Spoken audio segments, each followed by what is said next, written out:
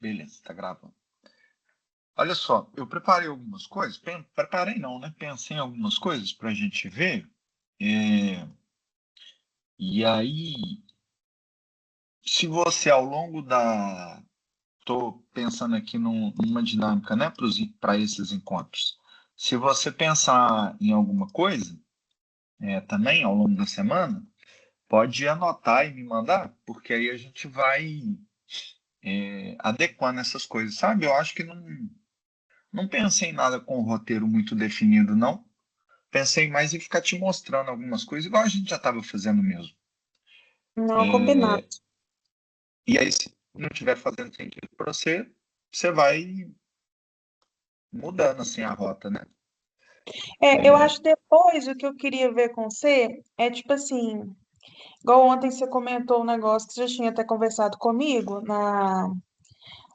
do negócio da LOA, né? Da gente pensar outra forma de fazer e tal, que eu acho que tem frentes, né? Tipo assim, tem a frente mais de uma pesquisa mais teórica que os outros estados fazem, o que que a lei obriga a gente de ter, que aí não entra tanto na parte, né, de dados e tudo, e tem a parte mais de dados, que aí, assim, eu não sei se você, junto com o Andrei, estão pensando em alguma otimização da forma que vocês fazem hoje, dos repositórios, alguma coisa assim, e a parte de painel, se for um painel, sabe? Que aí depois, se isso for virar um projeto mesmo, como que assim seria eu com a Túlia, a parte de pesquisa ou a parte de dados também que a gente poderia ajudar para a gente organizar, que às vezes até nesses encontros a gente pode ver na parte de dados o que a gente pode ir discutindo para Ou fazer andar, sabe? na verdade, eu comecei. Deixa eu compartilhar a tela aqui com você. Cadê? Não, tô enferrujado com esse trem aqui. Acho que tá eu também assim, apanho do lado do microfone, mas às vezes tem É, janela ou tela. olha se você tá vendo aí. Tô vendo. O que que acontece? Eu te respondendo, eu não. Eu comecei a estruturar mais do ponto de vista, falando de dados, né? Mais do ponto Uhum. de vista de como que estão os repositórios hoje, para tentar pensar uma maneira de padronizar eles, sabe? Sim. Então, essa semana eu comecei a fazer uma coisa bem simples, que é abrir todos os repositórios e ir anotando como que eles trabalham para cada uma dessas etapas do ETL, né? Aí só Uhum. contextualizando, o ETL são essas etapas de extração, né? O Ezinho, que é quando eu vou lá no sistema buscar o dado que eu quero. Então, eu tenho vários lugares que eu busco o dado hoje, né? Eu busco no BO, eu busco no Cisor, que não está dentro do BO, está dentro do próprio Cisor. Eu busco dentro de planilhas que estão dentro do SharePoint, por aí vai. Então, eu tentei mapear aqui como que cada um busca e aonde que cada um busca. Não está todos os repositórios aqui ainda. E eu acho que a intenção nem é colocar todos, é mais dar essa noção de como, em geral. Uhum. Depois da extração tem a fase de transformação, né? Então eu pego aquelas colunas que estão nomeadas cada uma de um jeito por causa dos lugares que eu estou buscando, né? Os lugares são diversos e aí eu homogeneizo, sei lá se fala assim, nessa fase de transformação. Eu poderia fazer outras coisas também nessa fase de transformação, mas pelo que eu vi, os códigos basicamente mudam o nome de colunas. Por exemplo, se você tivesse que criar uma coluna a partir do que tem, entraria na Isso. fase de transformação. Uhum. Criar uma base a partir de Isso. outras, né? Por exemplo, misturar duas colunas, ou separar um campo em duas colunas, ou mudar tipo de dado, né? Do sistema vem como texto, mas na verdade aquilo é um número, e eu vou ter que fazer Sim. conta com ele, e aí então eu tenho que passar aquilo para número, por aí vai. Isso tudo entraria aqui na fase de transformação. Só tem um repositório que faz coisas mais complexas, eu anotei aqui. E a parte de publicação mesmo, né? Que a gente chama de load, que é esse finalzinho, né? O extrai, o T transforma e o L carrega para onde eu vou consumir aquele dado normalizado, digamos assim. Que hoje eu já te mostrei, basicamente fica dentro dos repositórios do GitHub, e que a gente quer repensar isso, né? Ou vai para um banco de dados relacional, ou vai para o Neo4j que a gente começou a fazer o curso, ou vai para o próprio SECAM, né? Que é o portal de dados abertos, que é o que eu propus aqui para te mostrar hoje. Então, Uhum, essa parte de dados, de processo de ETL, eu comecei esse trabalho de tentar entender as diferenças entre os repositórios. Eles são muito parecidos, eu vou falar uma coisa que parece estranha. Eles são muito parecidos e, ao mesmo tempo, eles são muito diferentes, sabe? uhum, E as partes que eles são diferentes confundiria bastante uma pessoa nova, que é esse meu principal medo, e por isso que eu acho que a gente tem que tentar ir aproximando eles o máximo possível. Vou te mostrar alguns exemplos aqui. Então, assim, essa tarefa de unificação, ela tá uma tarefa meio um trabalho de um homem só, né? O Andrei não está me uhum, ajudando com isso, porque ele está fazendo, ele está por conta lá das coisas do feed, do Cofin, e agora a gente está escrevendo. Então, assim, eu não estou colocando ele para fazer isso para não dividir a cabeça dele. Acho que está fazendo mais sentido deixar ele lá. Mesma coisa da Rayane, né? A Rayane está mais por conta dos trilha dev da vida, então não estou achando que faz muito sentido botar nela nisso aqui, não. Por isso que eu falei com o Luba que talvez a gente não tenha muita perna para fazer essa ideia da Lua como um todo, sabe? uhum. Talvez você possa me ajudar e tentar Aí ir dividindo isso um pouco mais. e era até isso que eu queria ver, porque assim, lembra que a gente até conversou quando você falou de um curso de Python e tal, que é uma coisa mais aplicada e eu acho que também vale muito, mas eu comecei a sentir uma falta de base, sabe? Tanto que eu comecei a estudar um pouco de Python, mas agora já com uma cabeça melhor, de alguém que já viu algo mais a aplicação para poder voltar para a base, sabe? Só que aí também eu queria estudar as coisas de uma forma mais direcionada, sabe? Então, por exemplo, se eu estou mexendo com isso aqui com ETL, eu vou também focar em ETL, sabe? Para entender. Para eu também não pulverizar muito, e até porque eu sou dispersa, e aí eu não dá, tipo assim, não ter início, meio e fim. Fim não tem, né? Porque sempre tem uma coisa nova a É, aprender, mas eu ficar muito no início de tudo e não aprofundar de alguma forma em nada. Então, eu acho que é bom, porque aí eu penso assim, tipo assim, eu vou estudar um pouco de ETL para poder entender isso aqui, aí eu vou seguir nos grafos ali para poder, naquela parte final lá, a gente ver como é que muda aquilo, mas também para organizar o meu. Não só os nossos encontros, mas tipo assim, o que que eu vou estudando no meu dia a dia, nos buracos de agenda que eu tenho da assessoria, sabe? não, eu acho que faz todo sentido. É muito difícil, sabe? Eu estou tentando fazer isso com a Rayane, mas é muito difícil tentar montar uma capacitação de Python focada única e exclusivamente nas coisas que a gente faz, sabe? Isso exige um processo de abstração grande, sabe? Então, talvez, eu acho que a gente vai numa linha de tentar mostrar para eles a ferramenta o mais básico possível. Para eles, eu estou incluindo você também, né? Para todo mundo. E tentando, dentro dessa explicação, mostrar coisas da Explore, sabe? Sim. Isso é um pouco ruim, porque a princípio as pessoas podem ficar com um pouco de dificuldade de entender onde que a gente quer chegar, né?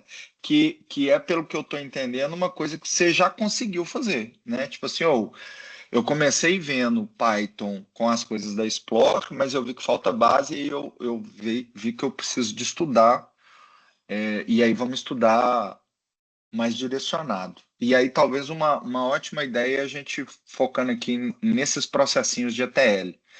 Uhum. Mas o curso que a gente está fazendo para todo mundo, eu acho que vai ser difícil fazer, não deixar de mostrar o que que é um print, como que soma e tal, sem muito fazer ligação. E aí eu espero que no meio de 20, meia dúzia tenha a consciência que você tem, sabe? Porque a gente vai aprimorando isso no futuro e essas pessoas vão ajudando a gente a fazer com que os processos sejam cada vez mais automatizados. Na resposta sobre a divisão do trabalho, eu acho que, como você está interessada, faz muito sentido eu ir dividindo essas coisas com você, e aí quando eu falo dividindo, não é dividir o trabalho, né? É dividir. Já está aí? Peraí, Vivi, rapidinho. Uhum, beleza.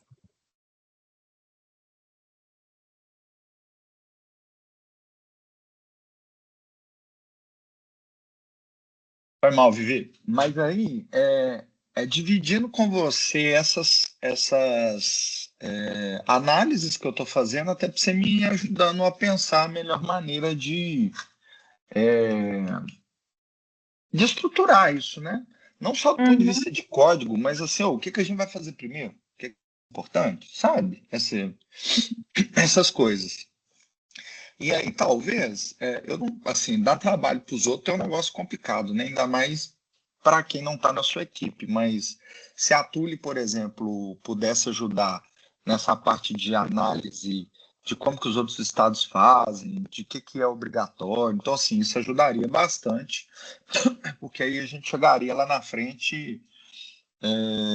Eu, por exemplo, não tenho muito saco para fazer essa parte e nem muito conhecimento orçamentário, sabe? Eu Então, acho se que eu ela consigo com ela. Eu só vou poder realmente contar com a Túlia a partir de fevereiro, porque ela vai sair no Natal Réveillon, vai tirar férias prêmio, então ela volta a partir de fevereiro. Então, eu acho que é quando daria para contar com ela, assim. Então, acho que a gente dá para ir pegando as outras coisas, e aí eu já converso com ela para isso, assim, quando ela voltar, ela encaixando na agenda dela essa parte. E porque eu também fiquei pensando, por exemplo, vamos supor que eu ajude a fazer um painel. Os demonstrativos da Aloha têm muita regra. Então, para eu montar um painel, eu preciso conhecer as regras, sabe? Então, isso que me preocupa um pouco, assim, se esse projeto, se tiver um prazo, alguma coisa assim, eu tenho que me familiarizar muito com tudo por trás, porque por mais que eu conheça as variáveis orçamentárias, eu não conheço as regras que eram os demonstrativos, eu não conheço a memória de cálculo, por exemplo, por trás dele, o que que puxa, o que não puxa, para colocar ali, e a Alô, ela tem um problema em o PPAG que ela tem um prazo definido, né? É tipo assim, você entrega 30 de setembro, se der um pau dia 29, você tem que resolver até o dia 30. É diferente daquele painel do PPAG, por exemplo, que é tipo assim, eu tenho um ano para mexer nele. E eu não tenho Ou ninguém cobrando em cima. O da Alô é tipo eu, o que tem que entregar, sabe?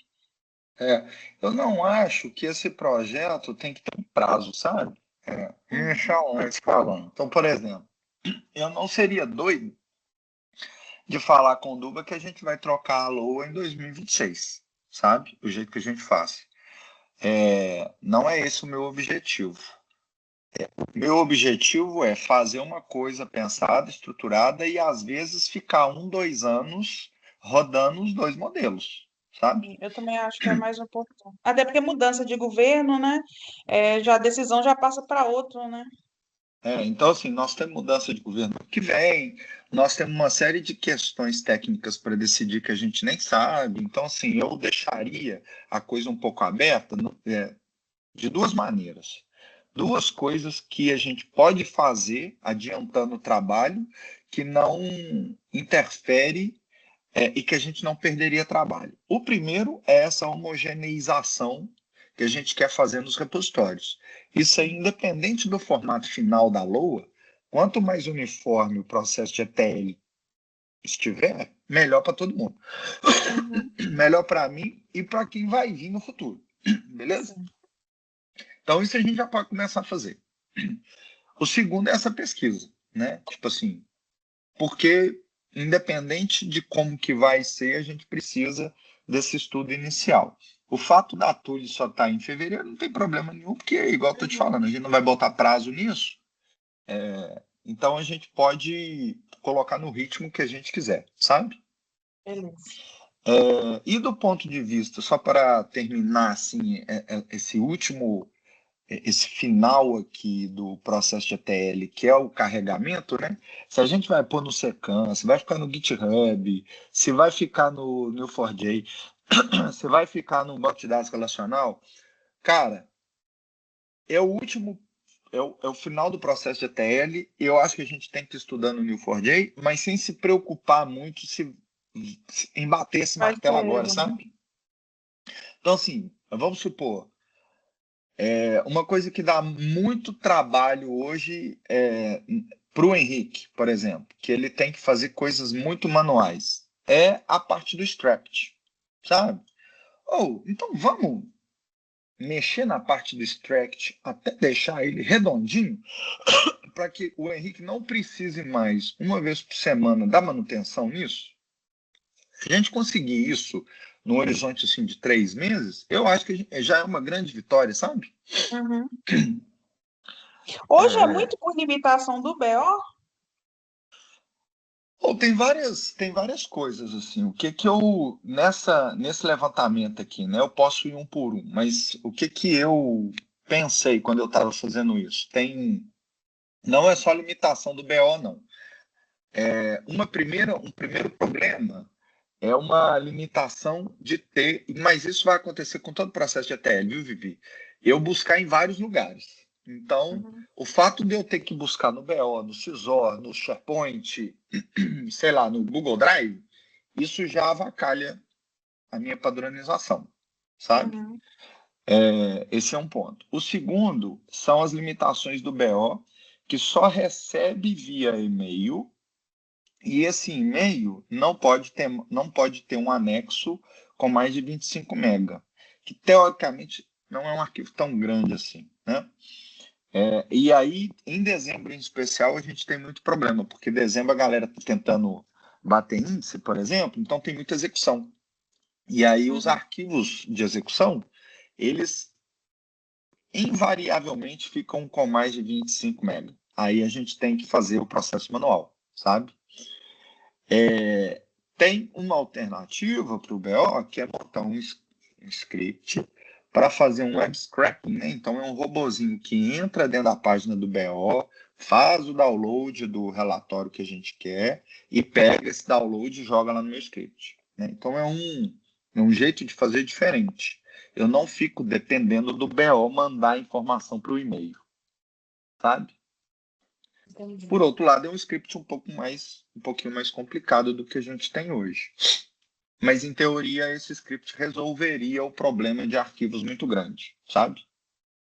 Que é como se fosse, o É, robô é como se fosse a pessoa mesmo entrando lá e baixando, né? exatamente, só que é um robozinho que vai fazer É. isso todo dia.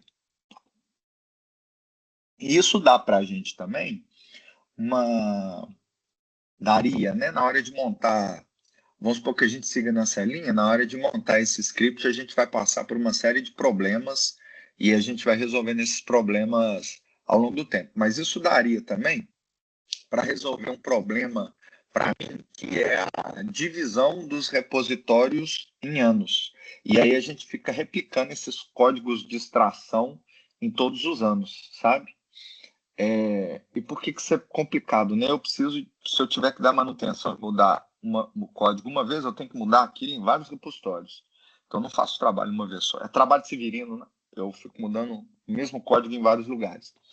Se eu tivesse um robozinho que vai lá e busca, eu poderia colocar como parâmetro, né, nesses scripts o ano. E aí ele vai lá no BO, muda o ano da consulta para gerar a consulta, por exemplo, pegando o ano da data de hoje.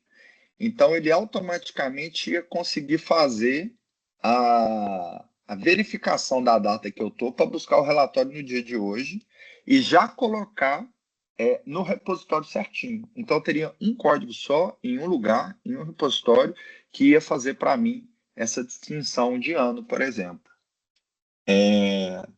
Isso reduziria bastante o trabalho que a gente tem hoje de ficar mudando coisas em vários repositórios e outro de ficar criando repositórios anualmente, sabe? Mas Deve ter é ficado um só pouco uma. abstrato. Não, eu fiquei mais na dúvida, porque eu achava que também criava de mais de um ano por causa de espaço. Então, não é por causa de espaço no repositório, é É, porque. inclusive, por causa de espaço. Um dos motivos é por causa de espaço mesmo.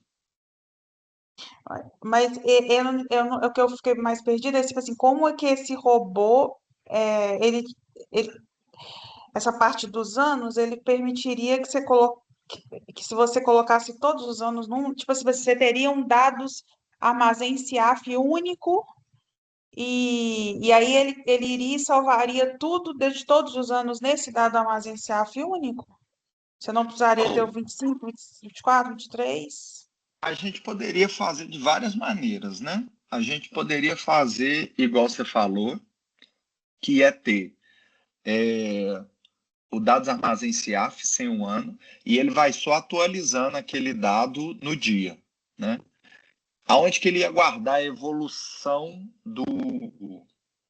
dos anos? Nos commits. Então, Hum, hoje vai ter o dado de hoje, para eu pegar o dado de ontem, eu tinha que voltar no commit. Isso funcionaria mais do ponto de vista de um backup, beleza? Não de uhum, consumo de dado de fato, porque eu não vou, se eu for ficar voltando em todos esses commits para reconstruir o histórico de anos, vai dar muito trabalho, ninguém vai querer usar. Aí, aonde que eu poderia colocar o histórico? Em repositórios de anos, igual que a gente faz hoje, só que esse uhum, repositório ele só vai ter o dado, ele não vai ter o script está rodando em um lugar só, então toda vez que eu precisar de mudar, eu mudo nesse lugar, os outros eu só estou guardando os dados, e aí eu quebro ele em anos, porque o repositório não aguenta muito dado. uhum, Ou eu poderia simplesmente julgar tudo dentro do portal de dados abertos, que eu não gosto muito dessa estratégia, porque o portal não é uma coisa que está sobre a nossa governança. Mas, em é, teoria, é o lugar do Estado de Minas para guardar informações abertas do governo. Então, se o portal uhum, não tiver aguenta, tá vendo que ele está lento? Eu até reclamei uhum, isso lá com as meninas. É, Se ele tiver lento, a gente tem que pedir o pessoal da CGE para melhorar e tal. Eu até acho que é um incentivo bacana para manter a galera lá, porque isso aqui não é muito utilizado, sabe? Então a gente uhum. poderia, por exemplo, aproveitar dessa estrutura do portal de dados abertos para guardar. Outro lugar, a gente poderia guardar num banco de dados relacional nosso. Então a gente entra numa máquina da Azure que a gente pode fazer, cria o banco e vou jogando os dados ali. Então toda vez que você precisar de consumir esse histórico, vai estar lá dentro do banco. Outro, Aí é tipo um banco SQL? um banco SQL. Exatamente.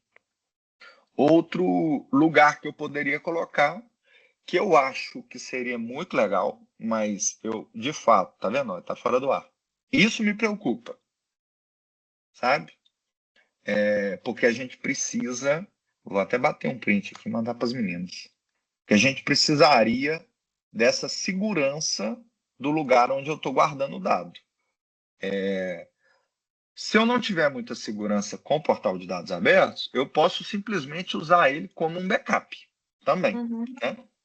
Então, tipo assim, eu tenho o meu backup no repositório que faz o ETL, eu tenho o backup nos repositórios anuais e eu tenho um backup lá dentro do portal de dados abertos. E eu consumo de fato no Neo4j, num banco de dados de grafo lá do Neo4j, sacou? Uhum.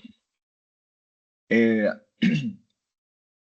mas assim, você está percebendo? É uma coisa que a gente faz instintivo, né? Para falar de extração, a gente já tem que pensar lá no load, como que isso vai Uhum. funcionar, sabe? Então, de fato, não é uma coisa tão simples assim.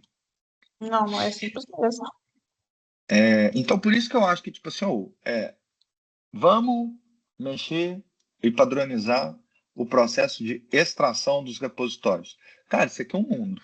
A gente vai ter muita coisa para mexer aqui, muita coisa para divertir, sabe? É, E tem R aí no meio, né? Pois deixa eu te mostrar aqui, ó, o que que eu fiz. eu peguei aqui, ó, o extract, né? Eu fui dividindo os processos do, dos repositórios entre as fases aqui do ETL.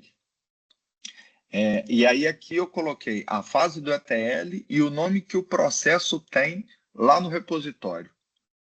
Deixa eu pegar um aqui, ó, dados armazenciar, por exemplo. Se eu dividir assim, fica ruim para você? Não. Acho que às vezes você Aí, tira tá aquelas dando alt partes. tab aqui. Peraí, deixa. Tem hora que isso tem demora a conseguir. Agora foi. Ctrl B. Beleza. Então eu vou deixar ele um tiquinho mais aqui assim, ó. E vou abrir aqui o dados armazenciar.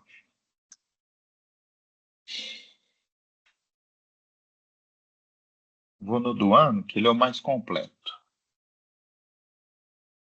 Quando você já sabe disso, né? Você aperta o pontinho, ele abre o editor de texto aqui no browser.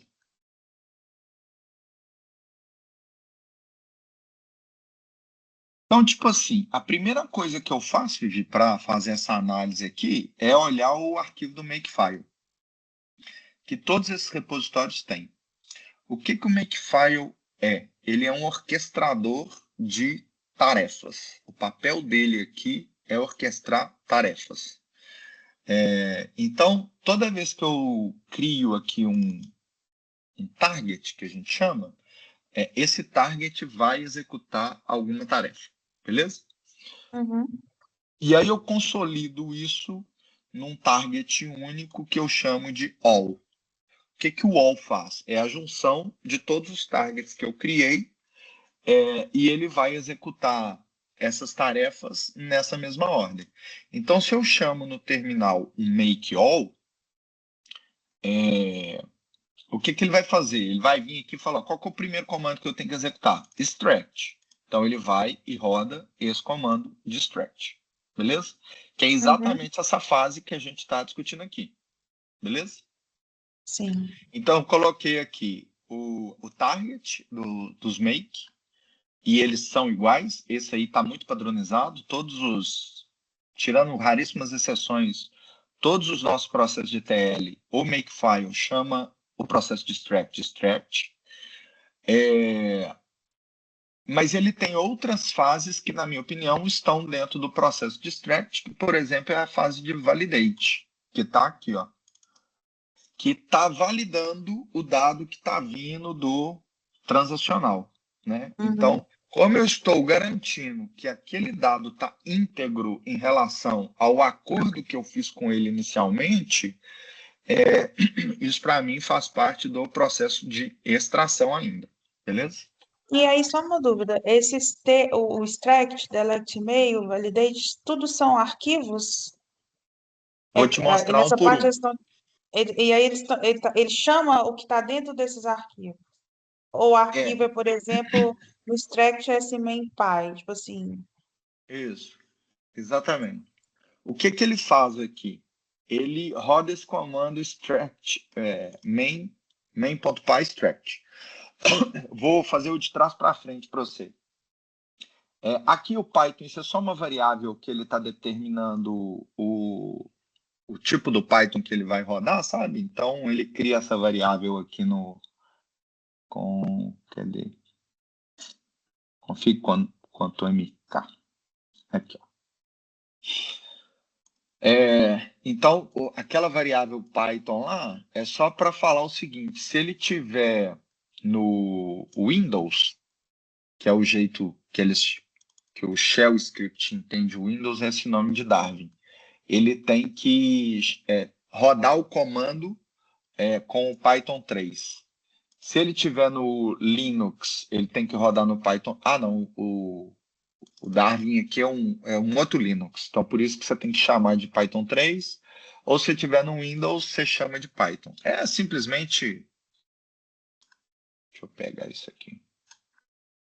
Se eu rodar Python aqui no meu sistema operacional, ele não vai achar. Ele vai achar aqui porque eu estou com o ambiente ativado. Mas se eu não tivesse, ele não ia achar o Python, sabe? Ele precisa de ser Python.3. Não sei se você lembra disso. Que não Porque é o o seu seu caso, é isso. o meu Hã? o meu é Windows, seria Python, o seu é Linux Python 3.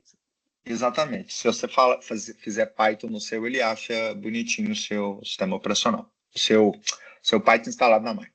Então, é só Uhum. isso que ele faz aqui. Por isso que ele tem essa variável aqui. Então, aí ele vai no arquivo main.py, que é o que você falou. Então, vamos abrir o arquivo main.py, que está aqui na raiz, né? Então, perceba que quando ele chama um arquivo aqui, ele está chamando o arquivo baseado no mesmo estrutura de diretórios que aquele arquivo tá do makefile. Então, o Uhum. main.py está na raiz junto com o makefile. Aqui, ó, deixa eu ver se ele chama outros arquivos. Aqui, ó, quando ele chama o arquivo delete mail, ele está falando que esse arquivo está dentro do scripts. Então, ele está navegando para dentro de scripts delete mail. Então, Uhum. você sempre chama o arquivo em relação a onde que ele está do arquivo que você está chamando, que no nosso caso é o makefile. Beleza? Entendi. Então, ele está falando assim, main.py. Vamos abrir o main.py. Está fazendo a engenharia reversa aqui, sabe? Uhum. Aí no main.py, ele chama um comando que chama extract. Beleza? Uhum. Então, ele está chamando aqui, ó, um comando que chama extract. Olha que interessante. Essa biblioteca que ele está usando aqui, que é o Typer, é uma biblioteca que faz CLI, que são linha de comando, né? Quando você roda, por exemplo, aqui o ls no seu terminal, dá Enter, o ls é um CLI, é um programa de linha de comando, né? E aí, qual que é a função do ls aqui? É listar o que tem dentro do seu diretório. Quando ele usa o Typer, ele está criando comandos para serem rodados no terminal. Entendeu? É um pouquinho mais complexo, né? Mas aqui o que você tem que entender é só o seguinte: ele criou um comando que chama extract, por isso que ele está chamando ele aqui, ó. Deixa eu fechar isso aqui para não confundir. Por isso que ele está chamando um arquivo e chamando o comando que ele criou, que é o comando extract. E o que, que o extract faz? Simplesmente chama uma função que chama extract resource, que está num arquivo scripts.extract. Então, se você vier aqui no scripts e abrir o extract, você vai ver qual arquivo que ele está chamando. É como se fosse uma escadinha, né? Eu achei que isso aqui ficou um pouco complexo, não precisava de fazer essa escadinha toda. Mas, enfim, tô só traduzindo isso para você, beleza? E essas funções todas vocês criaram vocês criaram, né? Vocês pegaram variáveis que tinham, sei lá, dentro de alguma biblioteca, mas são funções que vocês criaram. Exatamente. Então, na fritada dos ovos, olha que coisa interessante. Para esse exemplo do stretch aqui, olha a sopa de letrinhas que existe. Eu estou usando um Makefile, que é uma tecnologia, que chama um arquivo em Python, que chama outro arquivo em Python, para chamar o script em si, que faz o extract, que está em R. E por que Então, que essas informações aqui do extract, elas não podem estar no MemPy? Porque o MemPy trata de outras coisas para além da extração? eu acho que ele tentou dividir as atribuições das coisas, sabe? Essa é uma estratégia que, quando você está desenvolvendo, você usa para facilitar a manutenção. Então, imagina que se ele tivesse colocado tudo dentro do main.py, ele ia ter um arquivo muito grande. É como se ele tivesse todos esses arquivos aqui, ó, tá vendo? Num arquivo Uhum. só. Isso para dar manutenção é mais difícil, né? Você tem que ficar abrindo um arquivo e procurando as coisas num arquivo de 1000 linhas. Nesse cenário aqui, ele tem um arquivo só de 30 linhas. Mais fácil de ler, Uhum. primeira coisa. Outra coisa, ele separou as responsabilidades do que o main está fazendo. O que o main está fazendo? Ele só cria o nome dos comandos e aponta para onde que o arquivo está. Ah, tá. Entendeu? Nesse apontamento, aí sim ele falou, o script que faz o extract está aqui, ó.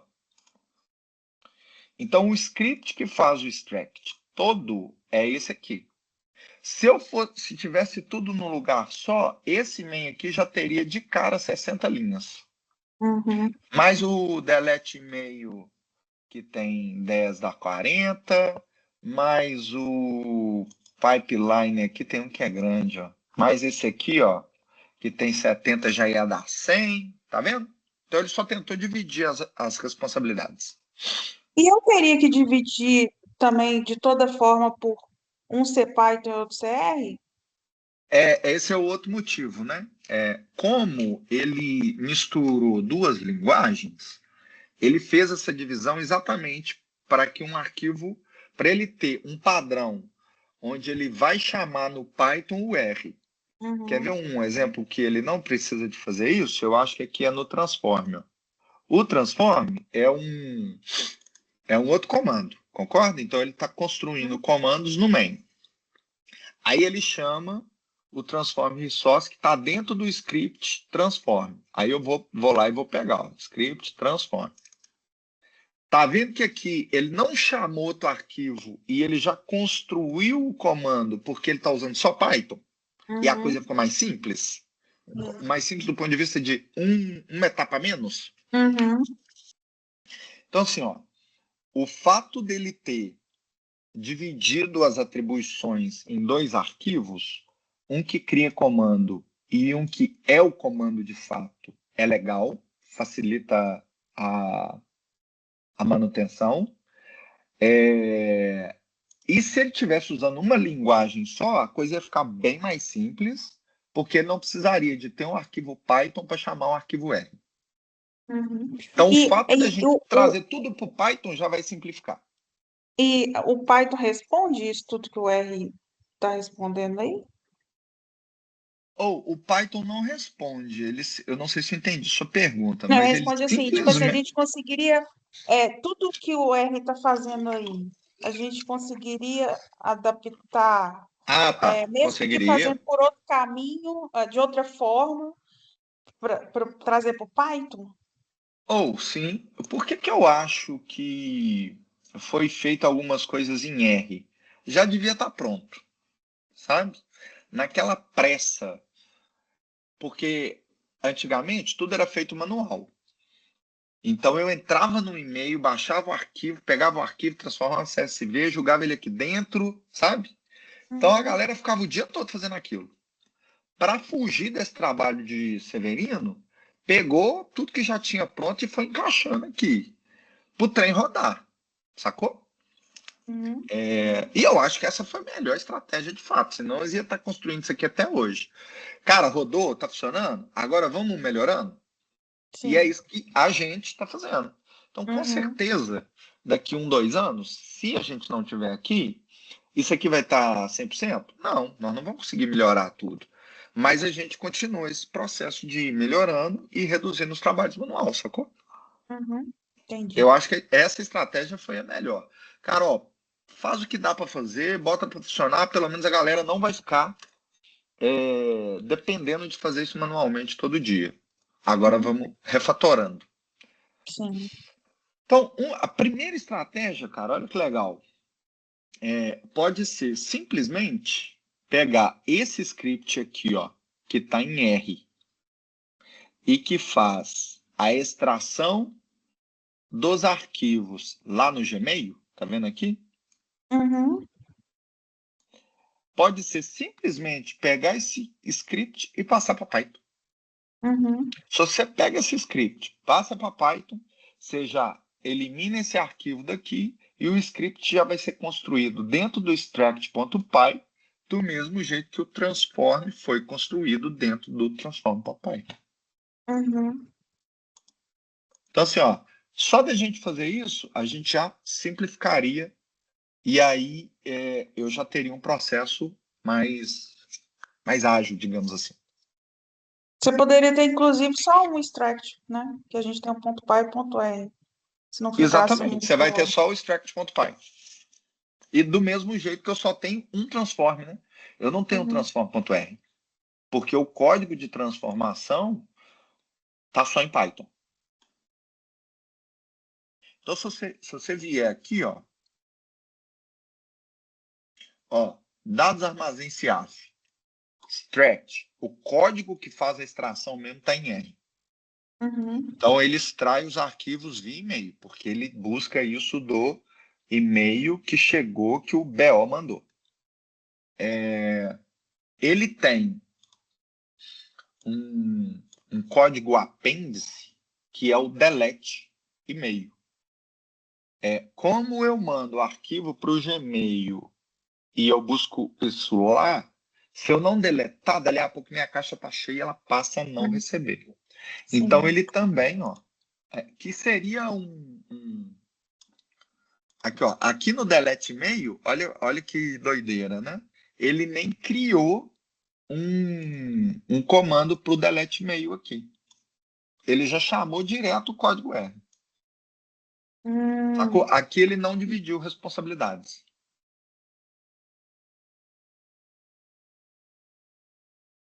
Você acha que certo. isso, para quem está começando, é um negócio fácil de entender? Nem um pouco. Entendeu? Nem um Mas pouco. aqui eu bato o olho e falo, não, beleza. Ele só não chamou, só não criou ali, e ele já está chamando aqui, direto o delete e-mail. A única coisa que facilita é o inglês. Tipo assim, se está escrito delete e-mail, como você sabe que está extraindo por e-mail, você parte para o pressuposto que deve ser alguma coisa que vai apagar o e-mail, mas você lendo assim, Exatamente. você não. É a única coisa, assim, para leigo bater o olho e entender. É que depois que você extraiu, você foi lá e deletou o e-mail. Agora, fora isso, Inclusive, isso que você está falando é tão interessante que assim, eu não parei para ver, para fazer uma análise, por exemplo, nesse código aqui. Eu não faço a mínima ideia o que cada linha dessa está fazendo. Eu só sei que ele busca no e-mail, porque eu sei que o BO manda para o e-mail e esse aqui a gente busca por e-mail.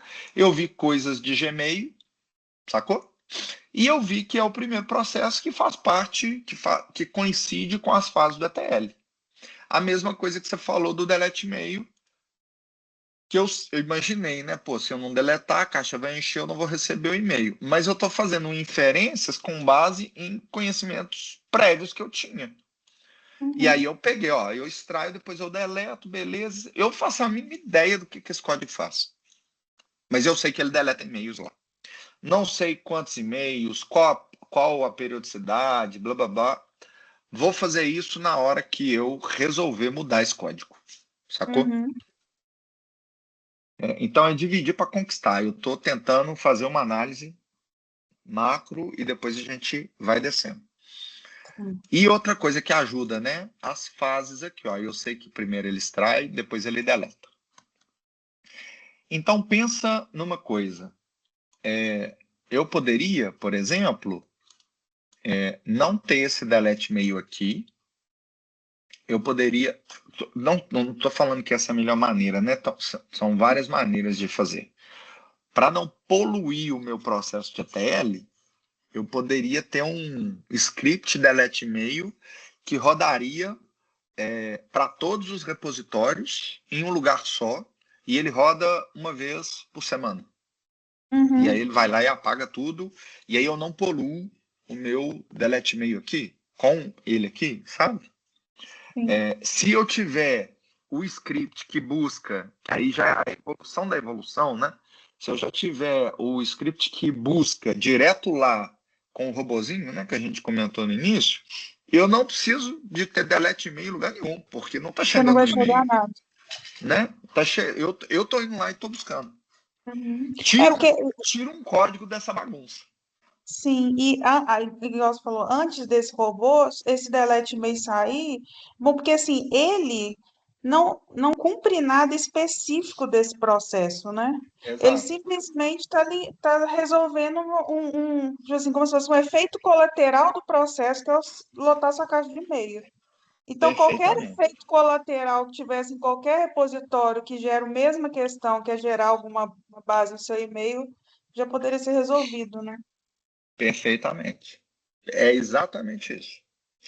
E aí uma outra coisa, né? Se você for lá no dado Cisor, por exemplo, como ele busca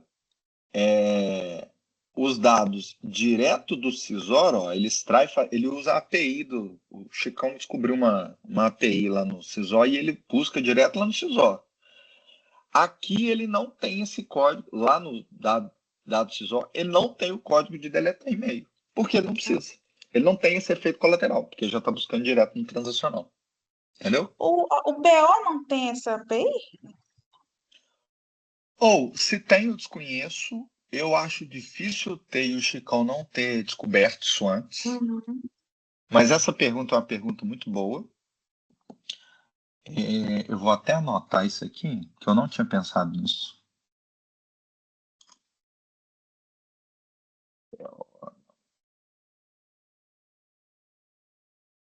Porque se Se ele tiver, tivesse, ele precisa fazer uma requisição lá para mandar a isso. informação. Aí vamos supor, você passa o seu login e a senha, né?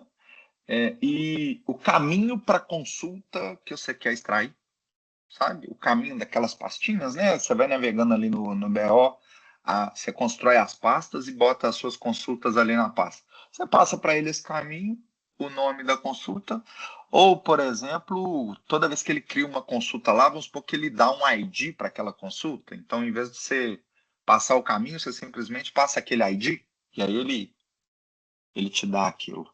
Aí vai depender de como que a pessoa construiu a API, né? Mas é uma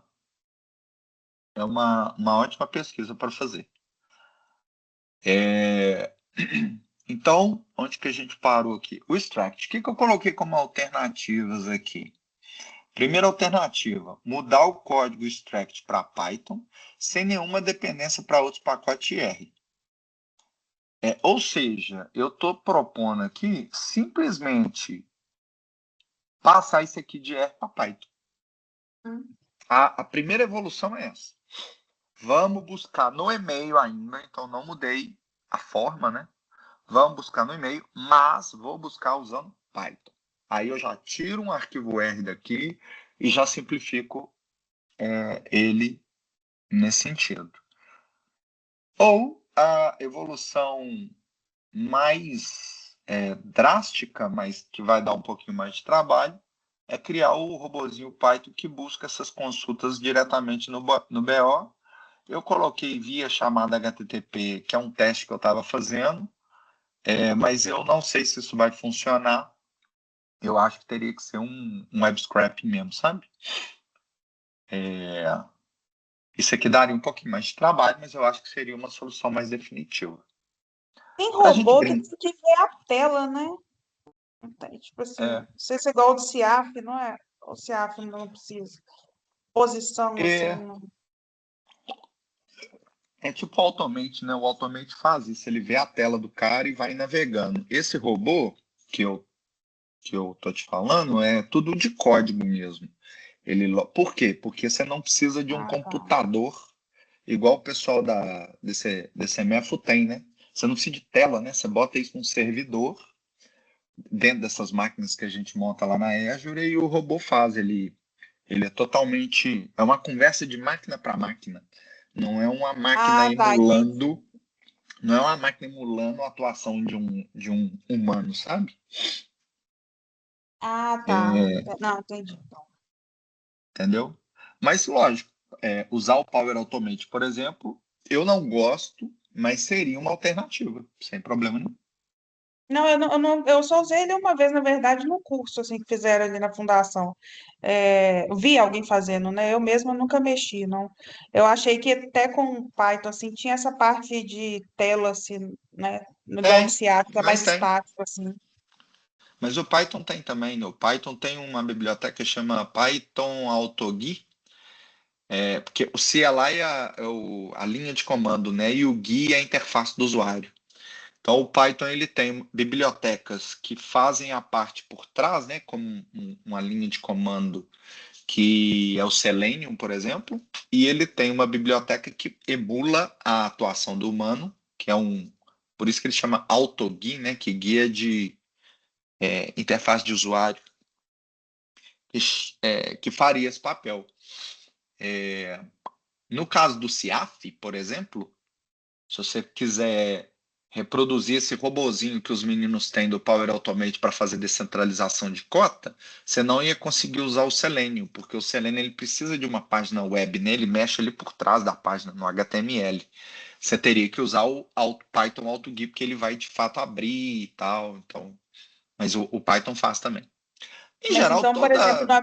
no armazém, no BO, como ele é web, né, uma página ali, aí provavelmente vai ser só script mesmo, não precisaria desse, usando Python não precisaria, né? Exatamente. Eu vou pesquisar isso aqui que você falou, porque se tiver. Eu duvido que tenha, tá? O Francisco era bem escarrafunchador assim, das coisas, ele descobriu uns negócios bem interessantes. Se tivesse isso aqui, com certeza ele tinha descoberto. Mas eu acho que um primeiro. Até para a gente brincar, um primeiro exercício de transformar isso aqui em, em R, tirar do R ia ser legal. Só para a gente brincar, assim. Já simplificaria, mas já dá para ver um. E assim, para testar se está dando certo, vamos supor que eu fosse fazendo um teste. O ideal seria eu colono um repositório, ou forco, sei lá, não sei. Agora me fugiu qual que seria o mais adequado. É, e aí eu, por exemplo, eu tentaria substituir, ver se. Só que o que eu. Mas como é que eu quero dizer? Tipo assim, porque ele vai seguir nas outras etapas, né? Eu veria se chegou até a etapa final e gerou, por exemplo, o arquivo data lá, Exato. data. Vamos simular como se a gente estivesse fazendo? Uhum. Não vou fazer o código, né? Mas vou te mostrar os passos que você seguiria para executar isso. Aí eu vou deixar a tela grande aqui. Eu vou lá no repositório dados armazém CIAF 2025. Ó, alguns disclaimers. O certo mesmo para fazer isso seria usar o dados armazém CIAF. Cadê você? Seria usar o dados armazém CIAF. Beleza? Porque, teoricamente, esse é o nosso template que replica para todos os outros. Mas a gente viu que nós não estamos seguindo essa boa prática, que o código final está aqui. Tá? É só um disclaimer. O certo seria fazer aqui, mas como ninguém está atualizando aqui, a gente vai fazer no código mais atual, que é o de 2025. Beleza? Beleza. Aí o seguinte, fork ou clone? Você está dentro da organização Explore, beleza? Sim. Então, como você está dentro da organização Explore, cadê você aqui?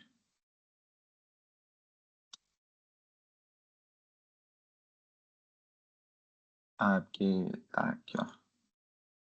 Aqui, você está aqui dentro. Você não precisa de forcar. Uhum. Porque o fork é quando você quer contribuir para um código de uma organização ou de um usuário que você não não participa, Ah, tá, beleza? verdade. Não é o seu caso aqui.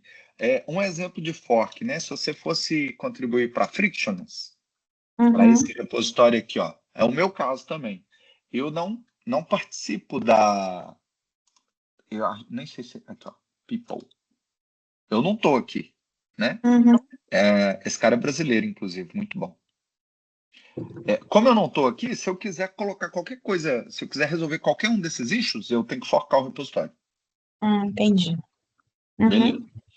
Então vamos lá. Você está aqui no dados armazém CIAF, então, portanto, você não precisa de forcar. Você tem só que clonar, trazer aquilo para sua máquina.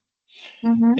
A primeira coisa, seguindo a organização que a gente está propondo, para aquilo que você vai fazer, é abrir um eixo.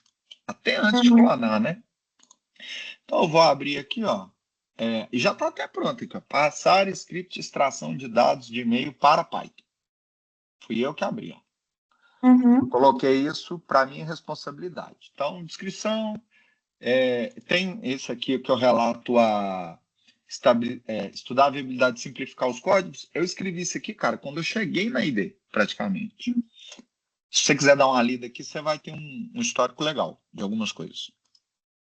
E aí eu falo, o script original está aqui, aí eu só aponto para o arquivo, que é o mesmo que a gente está vendo aqui, né? Aqui Uhum. só está nesse modo de editor de texto. Uma primeira versão pode simplesmente passar o script para Python, uma segunda pode criar um scrapping para buscar os relatórios diretamente no BO, que é o que eu estou anotando ali também. Pensando que seria mais viável. Buscar no BO reduziria drasticamente as falhas, mas screen remove automaticamente. Então, assim, tudo que está escrito aqui, a gente já conversou. Eu vou colocar aqui, ó, @Vivi, conforme nossa reunião do dia 27/11/2025, podemos, para brincar, simplesmente passar o código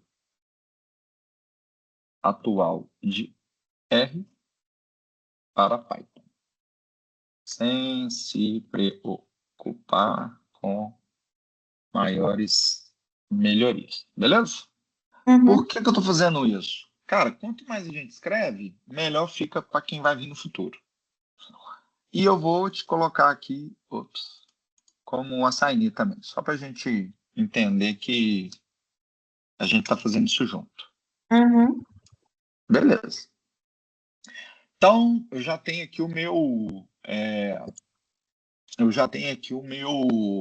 a minha tarefa pronta, né? O que eu vou fazer agora? Eu vou lá no meu terminal, vou na minha máquina. Eu já tenho isso. Deixa eu ver, deixa eu abrir mais um aqui. Eu já tenho esse repositório no meu computador, Uhum. que eu não sei se é o seu caso, né? Então, se eu der um ls-la aqui, você vai ver que eu tenho dados armazém CAF aqui, beleza? Uhum. Se eu não tivesse, eu ia vir aqui, ó, code, copiava o caminho dele, né? E Git A gente clone. já fez isso? Já. Se você falou Git que a gente já clone. fez. Beleza. Enter, o repositório vai ser clonado e aí eu entro para dentro dele. CD, dados, armazém, CIAF 2025. Olha lá, estou dentro dele. Beleza? Uhum. Detalhe, quando você clona a primeira vez, ele traz o código mais atual do seu computador. Você já sabe disso. Uhum. Como eu não clonei, eu já tinha isso no meu computador e eu quero começar a trabalhar naquele eixo, eu dou um pull para sempre trazer o mais atual. Vou começar a trabalhar agora, eu quero trabalhar com o código mais atual. Então, Uhum. eu dou um pull para não correr o risco de começar a trabalhar com o repositório desatualizado. Porque se eu fizer isso, eu vou ter conflito lá na frente. Acho Uhum. que você já sabe isso também, né? Essa parte eu lembro. Como é que é? Essa parte eu lembro. Que o pull pra eu Beleza? trazer e o push pra eu levar, né? É. Aí, beleza. Agora começa a brincadeira. Que eu vou pegar o issue que a gente abriu e eu vou basear o meu issue no trabalho que eu estou fazendo. Então, qual que é esse issue? É o issue número 33. Ó. Beleza. O que eu faço? Essa é uma convenção minha, viu, Vivi? Eu Uhum. crio uma branch e inicio o nome da branch com o número do issue. Porque toda vez que eu for fazer um commit, facilita para eu commitar, para colocar aquele se hashtag número do issue.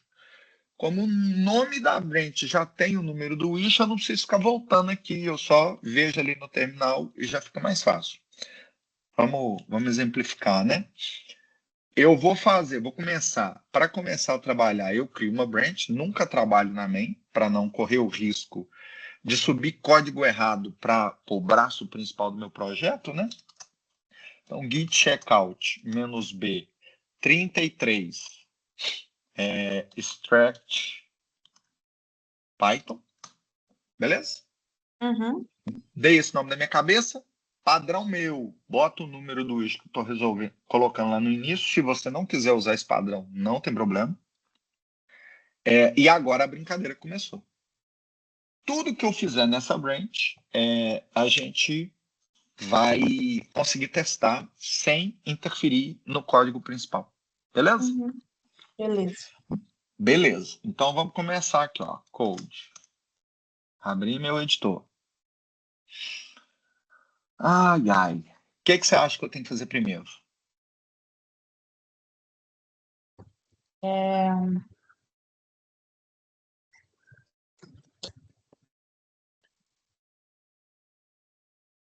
Eu acho. Deixa eu pensar.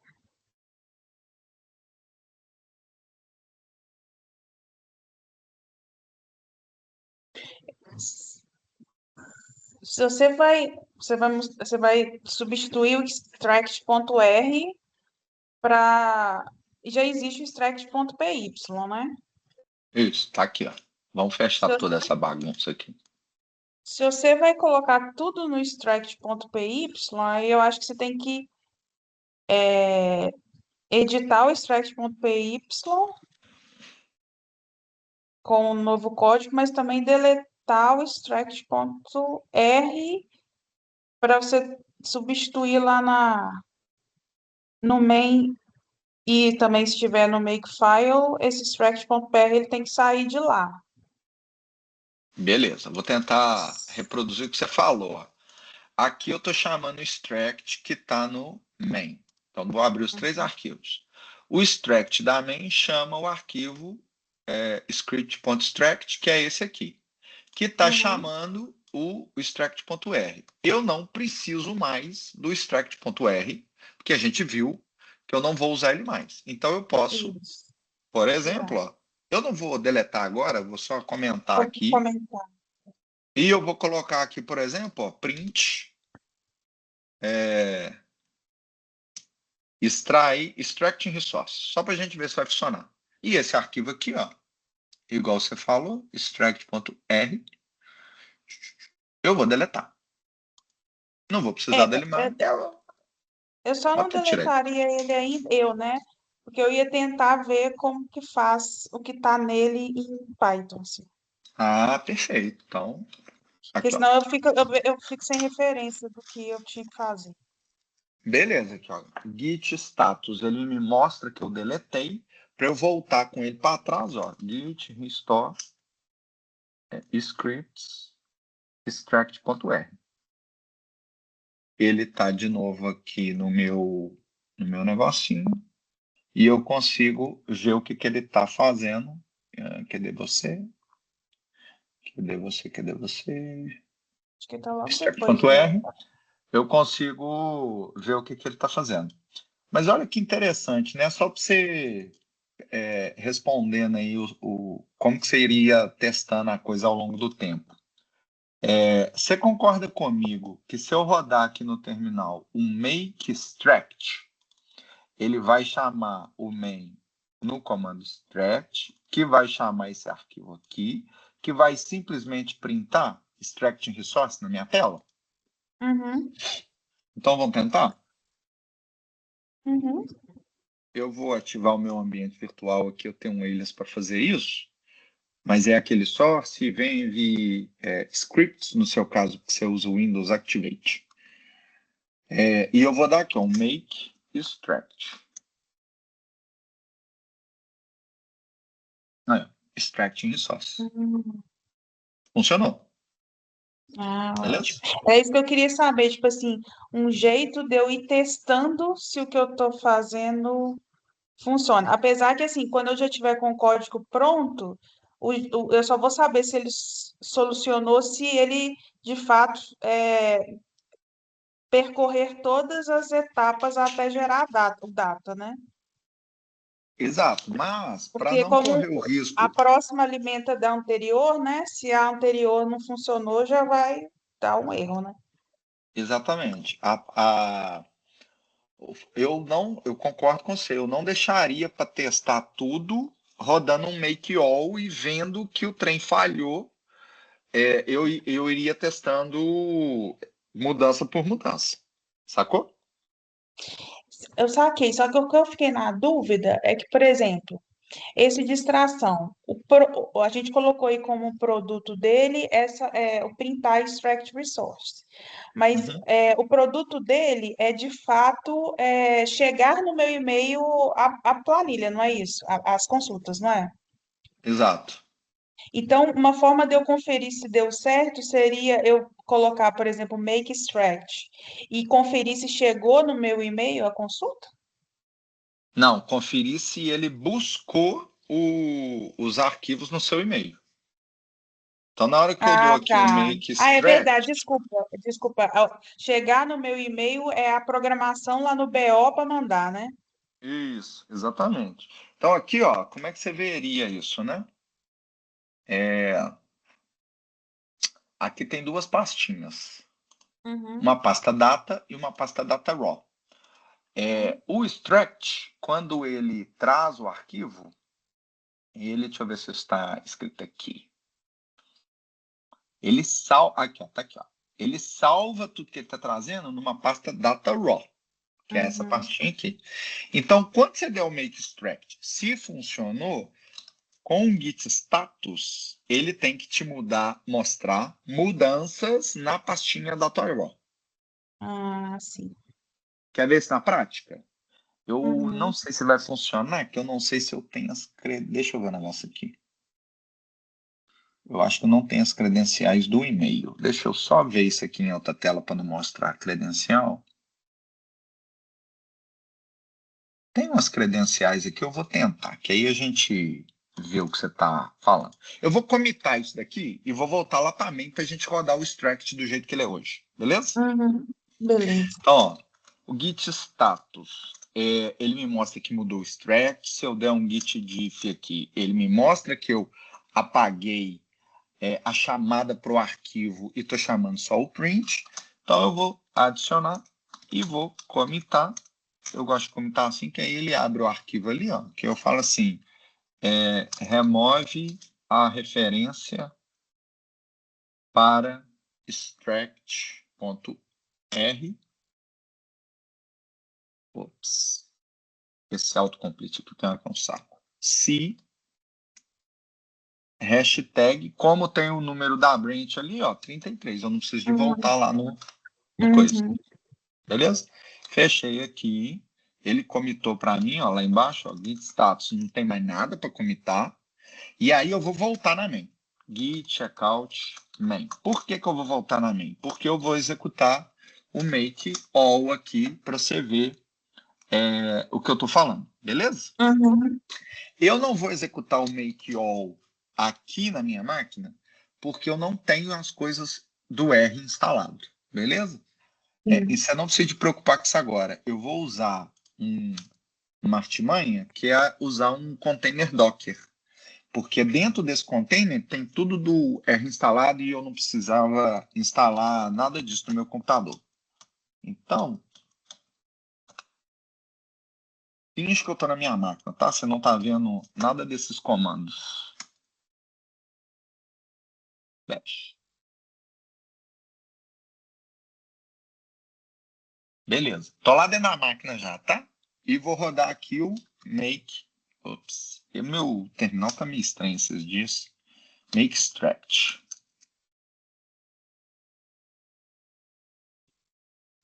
Igual eu rodei lá no. Igual eu rodei lá no. Na outra branch, tá? Agora eu tô na main. Porque eu só Uhum. quero te mostrar o seguinte: quando o make extract roda.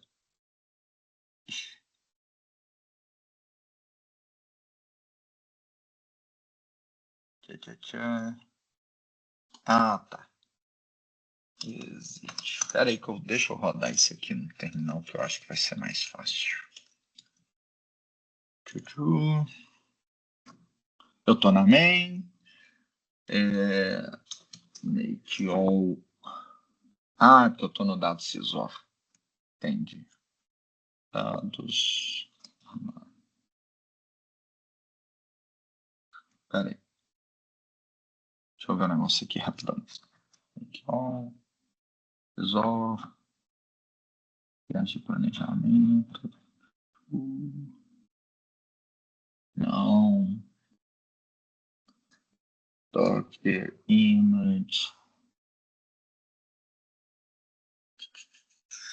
Tá, eu só tenho dado sysor aqui, que bosta, hein?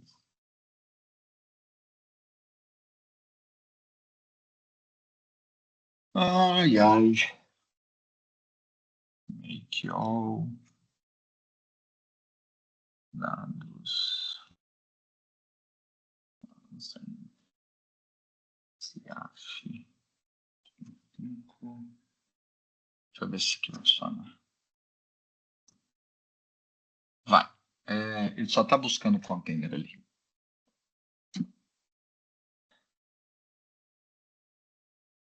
A câmera parou de funcionar.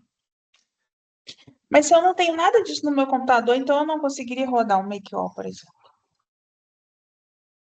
Não, mas aí você pode usar essa artimanha que eu estou usando aqui. Você instala o Docker no seu computador e aí você roda o Make All dentro do Docker. O que o Docker faz?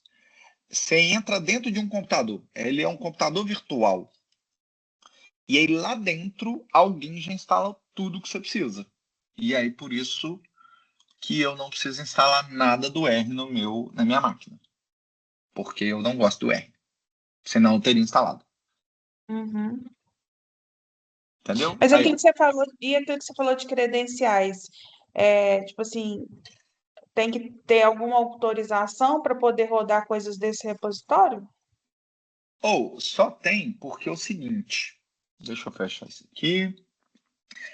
Quando você roda o Make Extract, para ele ir lá no Gmail e buscar as informações, ele precisa de credencial. Imagina se não precisasse, né? O cara vai entrar no seu e-mail sem o seu autorizar. Aqui ele está só buscando arquivo, mas ele te daria poderes, por exemplo, para escrever. E ainda que ele só lesse, né, ele poderia estar lendo uma informação sensível. Então, Uhum, para esse script funcionar, não é para acessar o script, né? Para que esse uhum. script funcione, porque você acessa informações sensíveis, você precisa de passar para ele uma chave que está dentro desse arquivo aqui, ó. Tá vendo? Ele casa essa chave com uma outra chave que está nesse arquivo aqui. E aí, para que Agora, a esse. chave que está naquele primeiro arquivo, ela está em R também, né? Então, eu teria que alterar o código dela para Não, file? desse não. Desse não. Você precisaria só receber e a chave está aqui. Então, por exemplo, para você fazer esse teste no seu computador, que é o objetivo aqui do nosso experimento, você teria que me pedir essa chave aqui. Ah, Gabriel, como é que eu sei que eu tenho que ter essa chave? Experiência. Lendo o erro, sabe? Perguntando Uhum. quem já usou o repositório. Entendeu? Mas esse arquivo PF aqui, ele está em R, né? Esse ponto .rds. Ele está em R. Aí eu teria que fazer um caminho em Python. O Python, mas vai depender de como que o Python funciona. O Python não usa essa Ah, tá. metodologia. O Python vai simplesmente precisar desse aqui, ó. Ah, tá. Então a gente vai lá no Gmail, cria essa chave, fornece para o Python e tudo vai funcionar. Entendi. Entendeu? Então, esse Uhum. arquivo aqui, inclusive, ó, ele vai sumir. Ele não vai existir mais. Beleza? Vamos ver se vai funcionar? Eu acho que a minha chave não tá certa, sabe? Deixa eu ver aqui, ó. Mas a gente vai ver que funciona no Make Extract. Aí, ó. Vamos ver qual que foi o erro aqui, ó. Aqui, ó. Exatamente isso, ó. For general auth, see more details, Gmail auth, tá vendo? Aí ele. O erro não é muito bom, né? Ah, não, mas o erro tá bom sim. Olha aqui, ó. Can't get Google credentials. No auth client has been configured. Provavelmente a chave que eu tenho aqui tá desatualizada. Tá errada. Aí eu vou ter que pedir quem roda isso todo dia, que é o Henrique, por exemplo, quando dá erro. Sacou? A chave está dentro daquele arquivo que você falou lá, né? Então, é aquela que está desatualizada. Ou você informou a chave em algum lugar e eu Eu perdi. informo ela aqui, ó, dentro desse arquivo .env. Eu não vou Uhum. abrir aqui para você ver, só porque tá gravando. Ah, tá. Mas Você fez isso então. Eu que não vi, então, né? Porque eu não era para aqui, eu ó, ver, mas. isso, .env exemplo. Vou Ah, criar um .env exemplo aqui que eu vou te mostrar como é que ela vai aparecer. Só um instantinho.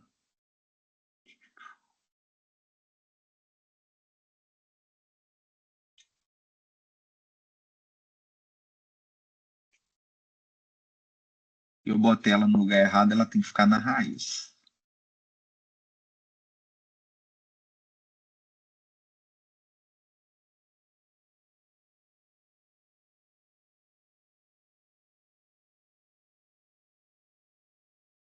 Então, eu vou apagar ela aqui. Ó, quando você abrir esse .env aqui, ela vai ter, porque ele precisa aqui, tá vendo? Ele precisa de uma key que chama Gmail RKey. Aí eu vou uhum, pôr uma variável aqui, Gmail RKey, e vou pôr o valor. Aqui eu simplesmente fui digitando assim no teclado, né? uhum, Mas essa informação eu vou ter quando, quando eu for lá no Gmail configurar, sacou? uhum, Aí só um detalhe, né? Aqui, ó, que era o que eu queria te mostrar. Se você, eu vou sair do container, se você der um git status, a única coisa que ele vai me mostrar de novo ali é esse .env exemplo que eu criei. O que que eu queria uhum, te provar, né? Que quando você dá um make extract para testar se o seu arquivo está funcionando, você ia ter que ter um monte de mudança no arquivo data raw. Então seria uhum, alguma coisa no seguinte sentido aqui, ó. Eu mudei aqui como se o seu arquivo estivesse funcionando, tá? uhum, Se você viesse aqui e desse um git status, ele ia te mostrar aqui mudanças no DataRaw. Aí você fala, ele trouxe alguma coisa. Ele mudou o que uhum. estava aqui. Faz sentido? Sim. Beleza. Você lembra como é que funciona essa ideia do ponto .env? Do ponto o quê? Envy? É? Muito pouco. Você só quer um ambiente virtual que aí você pode instalar, tipo assim, você quer um Python diferente, né? Outro lado. Aí você pode usar, Ou não, ele... mas eu eu não peguei muito assim, como é que é, Fiz não. cagada. Esse foi uma cagadona que eu fiz. Mas Você tudo bem. deletou a chave original? Eu deletei as chaves originais. Deixa eu ver se eu consigo. Até porque ela não está funcionando, é só. Quando você deleta a chave original, você tem que fazer o quê? É... Não tem jeito de voltar atrás do que você fez do Git, não? Ou não tem. Olha que doido. Vou te mostrar por quê, na prática, tá? Ó, eu vou criar um repositório novo, beleza? Uhum.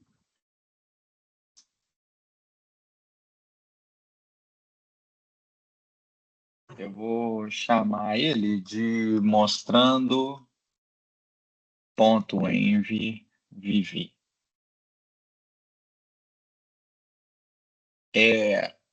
Esse repositório aqui, ó, tá? Não tem nada dentro dele, Uhum. beleza? Uhum. Existe uma diferença? Todo mundo confunde isso, viu? Não é só você. Entre .env e venv. Ah, é, é verdade. Ponto envy eu nunca vi, então, mesmo. Isso. .env é para você guardar variáveis de ambiente, né? Environment. E o venv Ah, tá. é um ambiente virtual do Python.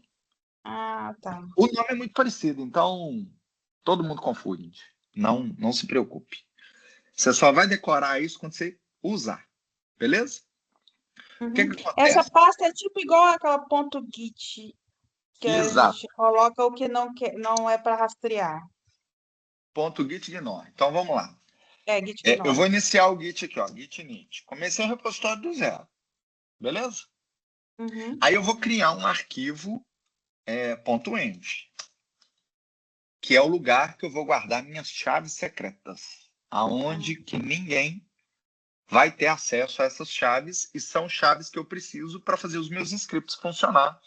O acesso a um e-mail, por exemplo, é um exemplo. O acesso a uma chave que me dá informações de um API é outro exemplo. Por aí vai. Só que o que acontece? Eu criei o arquivo ali. Se eu dou o git status, o que acontece? Esse arquivo está ali para ser adicionado pelo Git, né?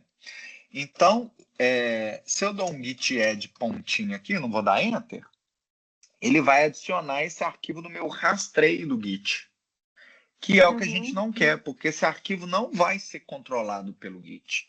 Então, o que eu uhum, faço? Eu crio um arquivo que chama git ignore, e aí esse arquivo vai passar a ignorar para o Git as uhum, coisas que eu coloquei lá dentro.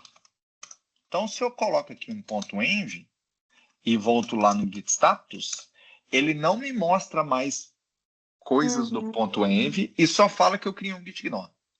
uhum. Beleza?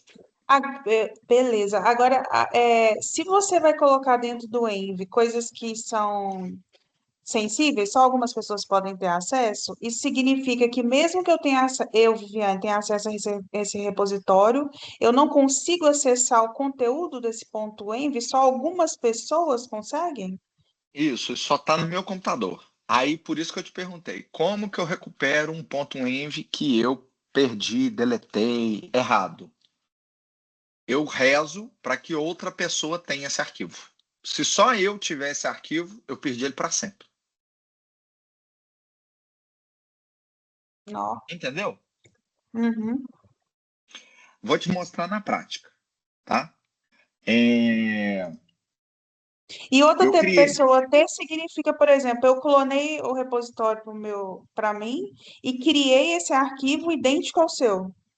Exatamente. Em geral, acontece o seguinte: vamos supor, eu cheguei na ID, clonei o repositório, vi que precisa de um arquivo .env, ou porque está documentado, ou que não é o nosso caso, ou porque eu entrei no script e vi que ele precisa daquilo.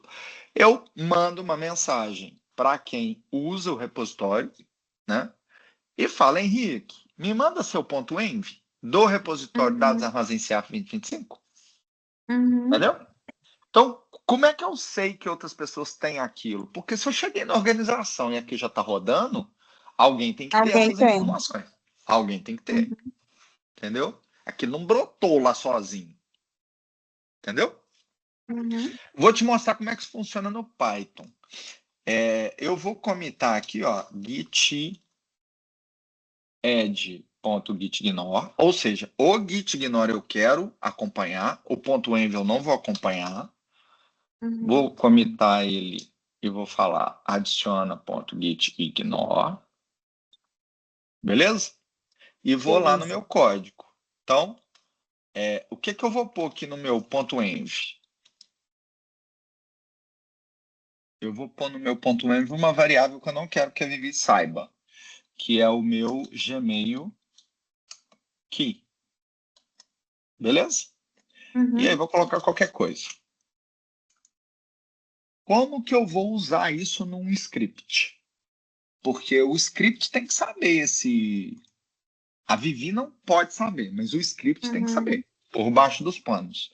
Então eu vou usar uma biblioteca que chama python.env, que ele esconde isso para você.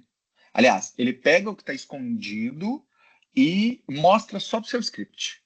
Vamos ver na prática? Eu vou uhum. criar aqui um arquivo main.py e eu vou instalar o python.env usando o Poetry. Não vou usar o pip, tá? Uhum. Então, eu vou iniciar o poetry aqui, poetry init -q, só para ele não ficar mostrando aquelas mensagens, né, que é quiet. Uhum. Então, meu PyProject está aqui. Não está a biblioteca instalada. Eu vou instalar ela agora com o poetry add. Eu não sei se é python.env ou .env python. Parece que eu acertei. Então, ó, instalando python.env. Beleza? Então, ele Uhum. instalou. Eu vou ativar o meu ambiente virtual aqui só para não precisar de ficar rodando o Poetry toda hora. E eu vou abrir aqui o meu main.py para usar a biblioteca que eu instalei. Então, from .env. Na hora que eu preciso que ele preencha para mim Completo, né? automático, que eu não lembro de cabeça. From .env, import load.env, que é o jeito que a biblioteca funciona. Eu dou um load.env, que eu chamo, né? O que o load.env está fazendo? Simplesmente lendo, por padrão, um arquivo que chama .env. Então, ele está lendo tudo Uhum. aquilo ali, beleza? Uhum. Aí eu vou importar aqui, ó, import OS, que é uma biblioteca nativa do Python para ler coisas do seu sistema operacional, né? OS sistema operacional em inglês, né? Inverte ali a sigla. E aí eu vou Uhum. falar aqui, ó, eu quero saber essa variável, né? Só para facilitar a vida, eu vou dar o mesmo nome aqui, eu vou criar uma variável aqui, e eu vou falar, ó, que o meu os.getEnv, tá, é o meu Gmail. Beleza? Se eu faço Uhum. isso, eu consigo usar ela no meu código. Então, se eu dou o print ali, ó, o código vai rodar, vai ler a variável, não vai revelar isso para ninguém. Sacou? Vamos ver se vai funcionar? Python main.py. Ah lá, mostrou o meu Gmail. Como que eu sei que tá certo? Vamos colocar uma frase aqui que faz sentido, né? Chave E secreta. aqui, ela só printou o conteúdo dela porque é você no seu repositório e você tem acesso.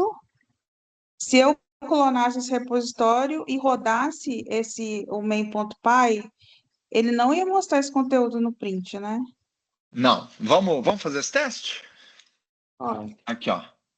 Eu vou comitar tudo, tá? Então, vou comitar o Poetry e o PyProject.tom. Você tem o Poetry instalado aí, né? Tem. Aqui. Ó, git commit -m, add Poetry e python.env, git add main, git commit -m, add main.py usando .env. Detalhe, né, Vivi? Eu coloquei um print de todo o tamanho aqui para revelar a variável na hora que roda o script, só para ficar Uhum. mais fácil para te mostrar. Porque se eu estou querendo esconder, eu não vou mostrar ela via print, né? Sim. Tá, sacou? Uhum. Então esse é um jeito de você, só de você ver que ele está buscando de fato. E aí, como? Então, assim, tá tudo comitado, né? Como que eu vou. Como que você vai usar isso? Né? Eu vou mandar isso para o GitHub. E aí eu sei que vai compartilhar a tela aqui para mim. Uhum. GH a repo create.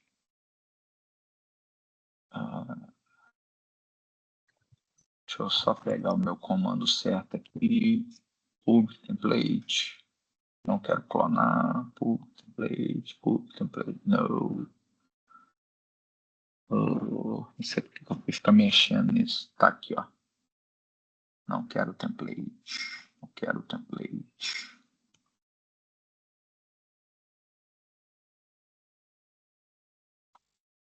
Tá aqui, ó. Repo, create, o nome privado. Vou passar para público aqui. Estou só usando a API do GitHub, o CLI do GitHub, para levar isso direto lá para o GitHub sem precisar usar a tela, tá? Então, Uhum. GH repo create. Ixi, o insert tá ligado. mostrando ponto envy privado, source e o push. Aqui meu interfone tocou, ele vou ali rapidão, pode? Pode. Um segundo.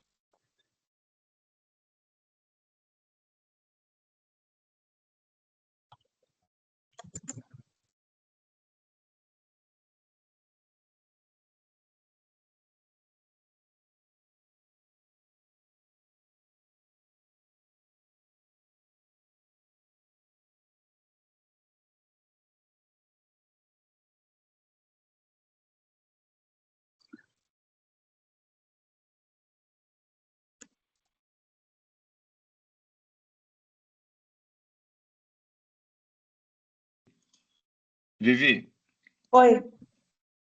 chegou um rapaz que vai fazer uma limpeza aqui para mim. Eu Uhum. vou só mostrar ele ali e já volto. Mas eu queria, enquanto eu faço isso, que se você quer compartilhar sua tela e mostrar como que você vai usar isso aqui. Tá, eu só tô aqui eu tô aqui no seu, eu não tô achando no seu esse repositório. Agora, Tá. não, não apareceu só o da Friction. Ele tá no seu mesmo, né? Ah, porque eu botei ele privado. Deixa eu. Fiz cagado, tá vendo? Botei ele privado aqui. Eu tinha que ter mudado isso para público. Por isso que você não tá vendo. Mas eu resolvo isso aqui agora. Aqui. Eu vou passar ele para change visibility, change to public, make public, understand, make public, usa minha senha.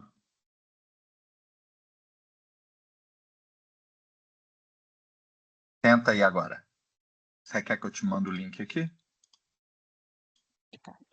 Isso, agora ele tá mostrando para abrir. Beleza. Aí vamos supor que é aquele negócio, né? Você vai me perguntar, depois que você vê o código, qual seria a minha variável. Aí eu vou te mandar o conteúdo do meu ponto .env, que está aqui no chat. Você pode colocar também qualquer coisa, né? Que a gente só está testando. Uhum. Já volto. Se você puder compartilhar a tela só Beleza. para mostrar como é que você está quebrando a cabeça aí, tá bom? Tá, eu vou compartilhar. Valeu. Deixa eu só aqui.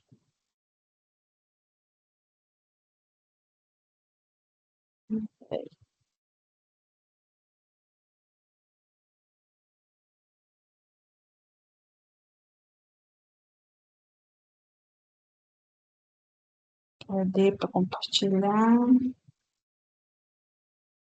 Tela.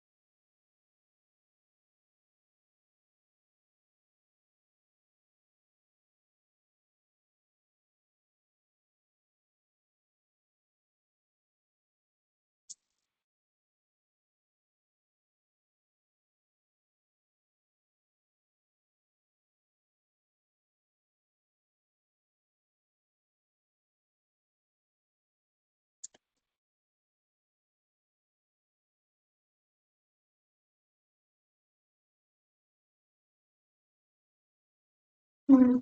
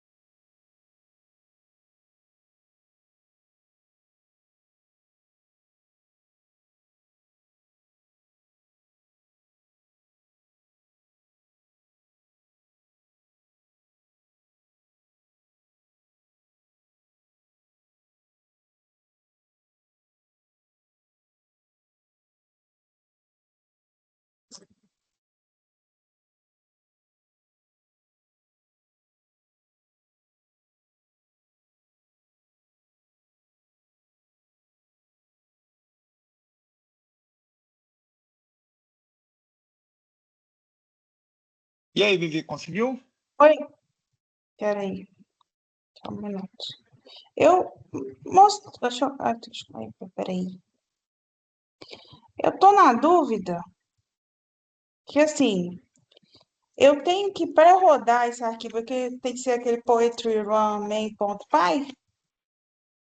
Você já instalou aí a biblioteca com o Poetry? Instalei. Então para rodar é só dar o Porque quando Poetry eu Run. rodei isso, aí ficou em branco. Aí eu não sei se ficou em branco porque não pode mostrar, ou se ficou em branco porque era para ficar em branco. Ó, não era para ficar em branco, porque quando você dá o print, você está printando um texto também, G... né? Uhum.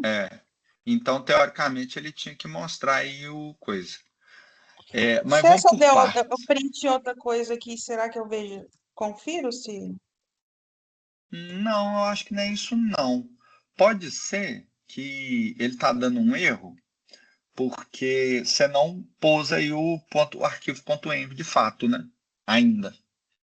Hum, Então, cria aí o arquivo.env, por exemplo. é touch, né? É isso. Eita. Mas tá certinho. Hum, Ué, você escreveu certo. Será que alguma coisa aí do. Não é reconhecido com a função razoável. Ou isso deve ser. É porque você está no PowerShell. Tá vendo que você está usando o PowerShell? Uhum. O PowerShell é o terminal do Windows. Então, clica no maisinho aí do lado. Aí ele vai. Ele continua abrindo Tá o PowerShell. certinho. É isso. Aí você tem que. Git. Git Bash, é. Aí é porque o terminal do Windows não tem esse comando, por isso que ele fala que não reconhece. Beleza. Aí será que agora eu tento rodar então? É esse aqui? Aí agora você tem que colocar lá o valor da variável de fato, né? Que ele precisa de ler essa variável Gmail que eu até te mandei na Ah, tá. mensagem aí, só para a gente simular que você me pediu, né? O valor do meu token do e-mail.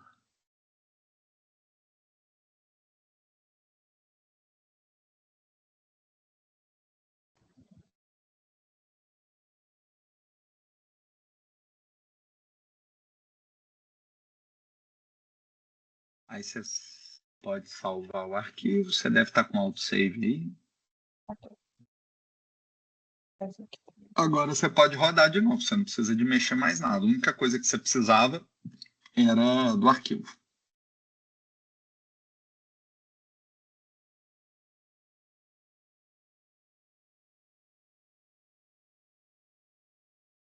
Beleza, continua em branco. Eu acho que você não instalou a biblioteca. Então, ou se você instalou, algum problema no PowerShell não deixou você rodar.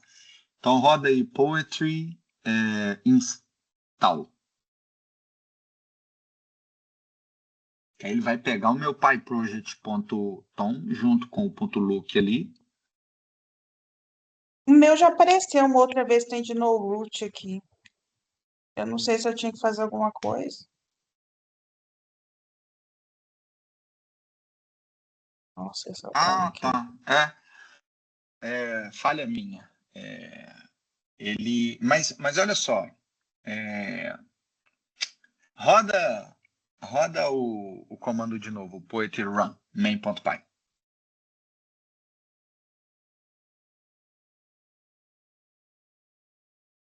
Não vai mostrar mesmo não. Então você vai ter que colocar aí dá 2 setinhas para cima para ele pegar o install de novo. Só que agora você vai passar esse traço no root.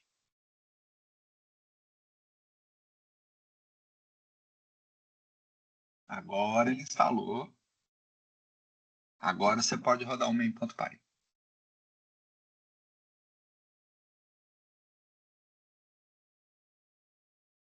Que bizarro. Será Não que o printou, meu, né? será que ele teria que printar aqui mesmo ou será que em outra telinha? Não, aí mesmo. Tá vendo que tá aparecendo problems ali? Umzinho? O que é aquilo ali? O que ele tá te mostrando ali?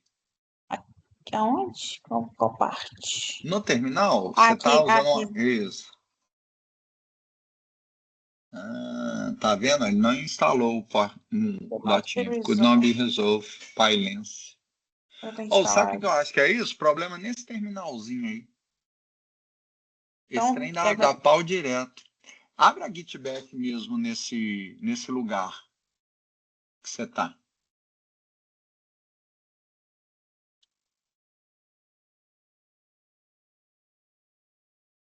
abrir assim, né? Isso, aí navega lá para a pasta. Aí agora eu tenho que lembrar como é que é. Que passa. Como é que é Se mesmo? você, se você Eu... navegar, se você usar o Windows Explorer e navegar lá no Windows Explorer, com o botão direito você pede para abrir a Git Bash e ele já abre no lugar certo.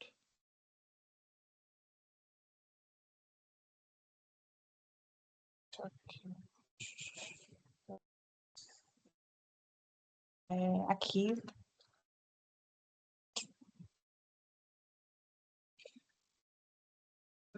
Eu teria mais opções? O terminal aqui é outro, né? Mais opções? Como que vai deixar? Deixa eu ver. Aqui, né? Open Git Git Bash Bash. Hero. Não, mas você tem que entrar lá dentro. Não, já foi. Agora, roda o Poetry Run aí.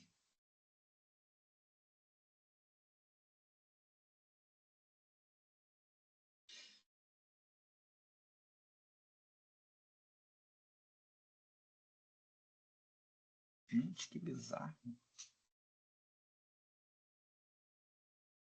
Você tem que chamar o Python, né? Poetry Run Python main.py. Sem o Python não vai rodar. Tá. Ok. Então você tem bobo, né?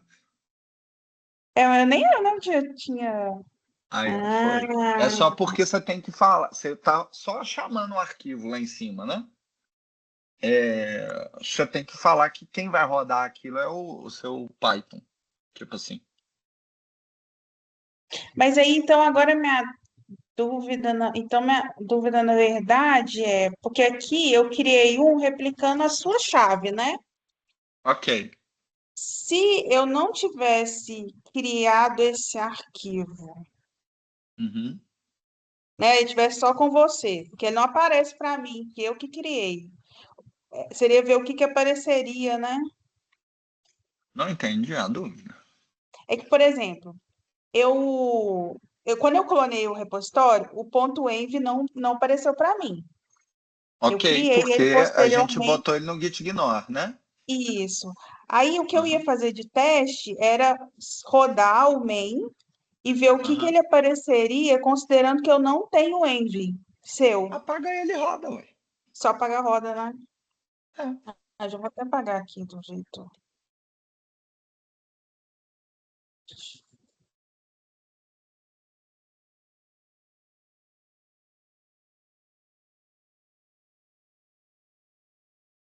Hum, vai vir Entendeu? assim. Quando o .env, volta lá no script. Quando o .env criou essa variável Gmail key na linha 6, ele tentou achar alguma coisa que chama Gmail key nas suas variáveis de ambiente. Ele não Uhum, achou.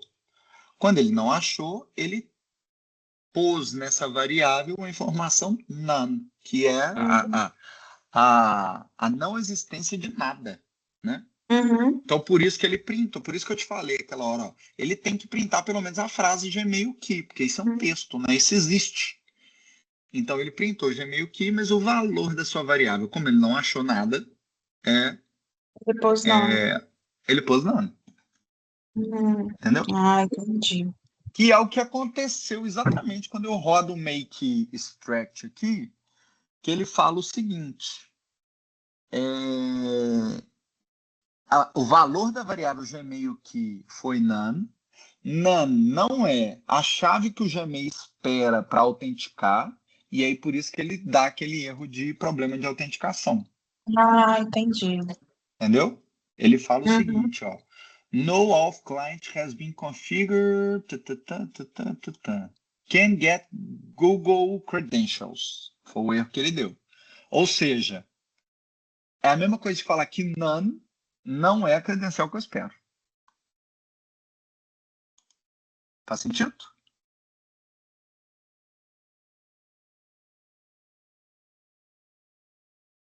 Acho que você tá muda.